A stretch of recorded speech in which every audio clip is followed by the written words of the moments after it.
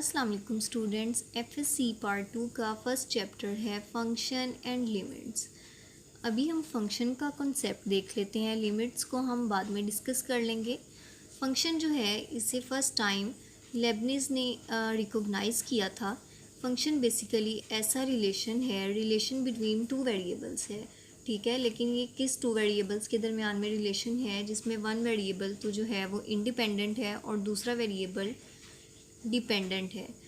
Independent variable को कोई भी वैल्यू असाइन करने से अगर डिपेंडेंट वेरिएबल का आंसर एक यूनिक आंसर आता है तो ऐसे रिलेशन को हम फंक्शन कह सकते हैं।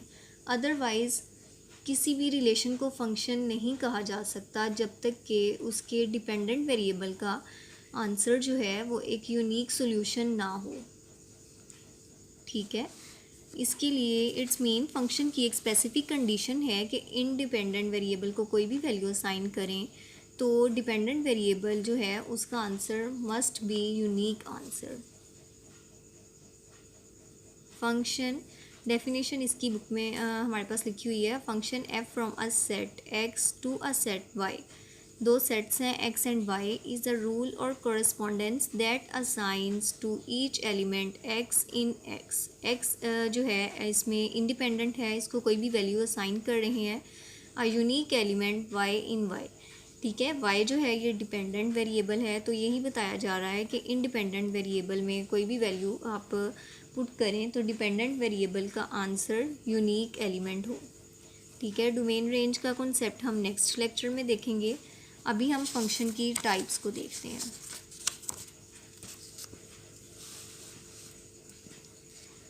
फर्स्ट टाइप है फंक्शन की पॉलिनोमियल फंक्शन। पॉलिनोमियल फंक्शंस ऐसे फंक्शन होते हैं जिसमें वेरिएबल की जो पावर है वो कॉन्टीन्यूसली डिक्रीज़ करे या फिर कॉन्टीन्यूसली इंक्रीज़ करे, बट कंडीशन ये है कि वो नॉन नेगेटिव इंटीजर होना चाहिए और जो इसके कोफिशिएंट्स हैं वो रियल नंबर ही होने चाहिए, ठीक है। ऐसे फंक्शन को हम कहते हैं पॉलिनोमियल फंक्शन।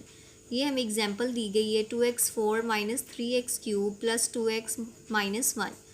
ये पॉलिनोमियल फंक्शन है जिसकी डिग्री 4 है। जो भी ग्रेटर पावर होती है पॉलिनोमियल में हम उसे पॉलिनोमियल की डिग्री कहते हैं।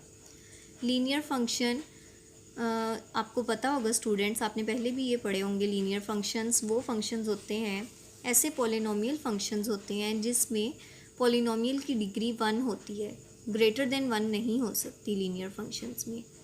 उसके बाद हमारे पास कॉन्सेप्ट आता है आइडेंटिटी फंक्शंस का। आइडेंटिटी फंक्शंस ऐसे फंक्शंस हैं जिसमें जो हम इंडिपेंडेंट वेरिएबल को जो वैल्यू असाइन करते हैं डिपेंडेंट वेरिएबल का आंसर भी वही वैल्यू ही आती है।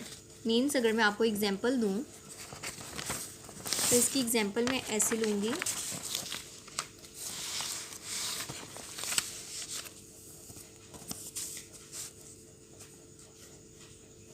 इंडिपेंडेंट वेरिएबल को मैंने 5 दिया वैल्यू और डिपेंडेंट वेरिएबल का आंसर भी 5 आ गया है, ठीक है। या अगर मैं इंडिपेंडेंट वेरिएबल को लेट्स सपोज 3 दे रही हूँ वैल्यू, तो डिपेंडेंट वेरिएबल का आंसर भी जो डिपेंडेंट वेरिएबल है वो भी 3 ही आ रहा है। मीन्स के आइडेंटिटी जो फंक्शंस हैं वो ऐसे फंक्शंस हैं जिसमें इंडिपेंडेंट और डिपेंडेंट वेरिएबल्स जो हैं उनकी वैल्यू सेम आ जाती है। ऐसे फंक्शंस को हम कहते हैं आइडेंटिटी फंक्शंस। नेक्स्ट हमारे पास आ रहे हैं कांस्टेंट फंक्शंस। कांस्टेंट फंक्शंस ऐसे फंक्शंस हैं जिसमें इंडिपेंडेंट वेरिएबल को डिफरेंट वैल्यू भी असाइन कर दें लेकिन डिपेंडेंट वेरिएबल जो है उसका आंसर कांस्टेंट ही रहे। इंडिपेंडेंट वेरिएबल की वैल्यू जो है उसको चेंज करने से भी डिपेंडेंट वेरिएबल का आंसर चेंज ना हो, डिपेंडेंट वेरिएबल जो है वो कांस्टेंट ही रहे। ऐसे फंक्शंस को हम कहते हैं कांस्टेंट फंक्शंस। नेक्स्ट हमारे पास टाइप है रैशनल फंक्शन। रैशनल फंक्शंस ऐसे फंक्शंस हैं ये फ्रैक्शनल फंक्शंस के जो हैं इन्हें हम रैशनल फंक्शन कहते हैं। लेकिन आपको पता है रैशनल फंक्शन की कंडीशन यही है कि जो डिनोमिनेटर में फंक्शन है वो ज़ीरो नहीं होना चाहिए, ठीक है। कोई भी जो हम एक्स को इंडिपेंडेंट वेरिएबल को जब कोई वैल्यू असाइन करें तो डिनोमिनेटर जो है डिनोमिनेटर में पॉलिनोमियल है वो ज़ीरो नहीं होना चाहिए, ठीक है। ऑब्वियसली इसके न्यूमरेटर में भी एक पॉलिनोमियल फंक्शन है और डिनोमिनेटर में भी एक पॉलिनोमियल फंक्शन है, ठीक है। तो जो डिनोमिनेटर में पॉलिनोमियल फंक्शन है वो ज़ीरो के इक्वल नहीं होना चाहिए, ऐसे फंक्शन को हम रैशनल फंक्शन कहते हैं। उसके बाद हमारे पास आ जाते हैं trigonometric functions. Trigonometric function students आपको पता होगा, ट्रिग्नोमेट्रिक जो हैं साइन, ट्रिग्नोमेट्री में हम यूज़ करते हैं sine theta, cos theta, tan theta, और यही जो इनके रेसिप्रोकल्स होते हैं इन सब को हम यहाँ पे ट्रिग्नोमेट्रिक फंक्शंस हैं ये, और इनकी डोमेन रेंज हम डिस्कस करेंगे जब मैं आपको डोमेन रेंज का कॉन्सेप्ट दे दूँगी। उसके बाद इन्वर्स ट्रिग्नोमेट्रिक फंक्शंस जो हैं वो इसी तरह साइन इन्वर्स फंक्शन है, cos inverse function, tan inverse functions हैं हमारे पास। मीन्स के जस्ट ट्रिग्नोमेट्रिक फंक्शंस का इन्वर्स है। एक्सपोनेंशियल फंक्शंस ऐसे फंक्शंस हैं जिसमें जो वेरिएबल है वो एक्सपोनेंट में चला जाता है, ठीक है। इसकी एग्जांपल्स आप देख रहे होंगे, y is equals to e raise to the power ax, ठीक है। ये जो है ये एक्सपोनेंशियल फंक्शन है। नेक्स्ट कैटेगरी हमारे पास है logarithmic functions. Logarithmic functions obviously ऐसे फंक्शंस हैं जिसमें लॉग भी इन्वॉल्व हो जाता है,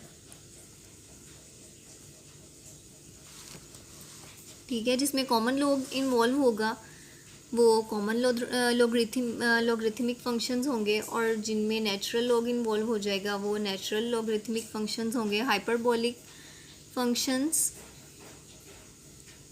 हाइपरबोलिक फंक्शंस जो हैं वो जैसे हमने ट्रिग्नोमेट्रिक फंक्शंस किए हैं sine cos theta, sine cos ten, इसी तरह हाइपरबोलिक साइन हाइपरबोलिक फंक्शन होता है, कॉस हाइपरबोलिक फंक्शन होता है, और टेन हाइपरबोलिक फंक्शन होता है, और इनके रेसिप्रोकल्स हाइपरबोलिक फंक्शंस भी होते हैं, लेकिन इनकी एक स्पेसिफिक वैल्यू होती है। जैसे sine hyperbolic x is equals to 1/2 e raise to the power x minus e raise to the power minus x. इसी तरह कोस हाइपरबोलिक फंक्शन की भी वैल्यू दी हुई है, और टेन की सबकी वैल्यूज़ हमें जो है वो गिवन है।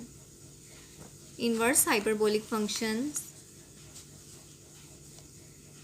जो हैं जैसे ट्रिग्नोमेट्रिक फंक्शंस के इन्वर्सेस थे, ऐसे ही हाइपरबोलिक फंक्शंस के भी इन्वर्सेस हैं, और इनकी भी जो है वैल्यूज़ हमें गिवन हैं बुक में। इनके प्रूफ्स जो हैं वो आपके कोर्स में इंक्लूड नहीं है, इसलिए हम इनके प्रूफ्स नहीं करेंगे। नेक्स्ट हमारे पास आ जाते हैं explicit functions and implicit functions. Explicit functions ऐसे फंक्शंस हैं जिसमें जो दोनों वेरिएबल हैं वो सेपरेट हैं, ठीक है। इसके अलावा जो इम्प्लिसिट फंक्शंस हैं इसमें दोनों वेरिएबल्स इकट्ठे इन्वॉल्व हो रहे हैं, ठीक है। इसमें कोई भी एक एक्सप्रेशन ऐसी है जिसमें दोनों वेरिएबल्स का मिक्सचर इन्वॉल्व हो रहा है, वाइल एक्सप्लिसिट फंक्शंस में किसी भी तरह का कोई मिक्सचर नहीं है इंडिपेंडेंट और डिपेंडेंट वेरिएबल का। इसके बाद पैरामीट्रिक फंक्शंस हैं। पैरामीट्रिक फंक्शंस ऐसे फंक्शंस हैं जिसमें हमें कभी किसी फंक्शन का ग्राफ बनाना होता है, तो हमें उसके लिए दो छोटे फंक्शंस चाहिए होते हैं उसको रिप्रेजेंट करने के लिए। तो ऐसे फंक्शंस पैरामीट्रिक फंक्शंस में हम इंडिपेंडेंट और डिपेंडेंट वेरिएबल के अलावा और कोई थर्ड वेरिएबल भी इन्वॉल्व कर लेते हैं। लाइक यहाँ पे एग्जांपल दी गई है टी एंड थीटा। ऐसे जो फंक्शंस हैं इनको हम पैरामीट्रिक फंक्शंस कहते हैं, और ये जो इक्वेशंस इनमें बनती हैं इनको हम पैरामीट्रिक इक्वेशंस कहते हैं। इवन फंक्शन जो है, कोई भी फंक्शन इवन तब होता है जब हम उसमें एफ एक्स को रिप्लेस कर दें माइनस एक्स के साथ, और उसका जो आंसर है, जो सोल्यूशन है, वो सेम फंक्शन ही आ जाए, एफ एक्स ही आ जाए। मींस एक्स को रिप्लेस किया जाए अगर माइनस एक्स से, तो फंक्शन पे कोई डिफरेंस ना आए, कोई फ़र्क ना पड़े, तो ऐसे फंक्शन को हम इवन फंक्शन कहते हैं। ऑड फंक्शंस वो फंक्शंस हैं जिसमें अगर एक्स को रिप्लेस किया जाए माइनस एक्स के साथ, तो जो फंक्शन का सोल्यूशन है वो माइनस एफ एक्स आ जाए। मींस ओरिजिनल फंक्शन के साथ माइनस भी इन्वॉल्व हो जाए, तो ऐसे फंक्शन को हम ऑड फंक्शंस कहते हैं। तो स्टूडेंट्स, आज हमने फंक्शंस की टाइप्स डिस्कस किए हैं। नेक्स्ट लेक्चर में हम एक्सरसाइज के क्वेश्चंस करेंगे जो इन फंक्शन से रिलेटेड होंगे। ओके, अल्लाह हाफिज़।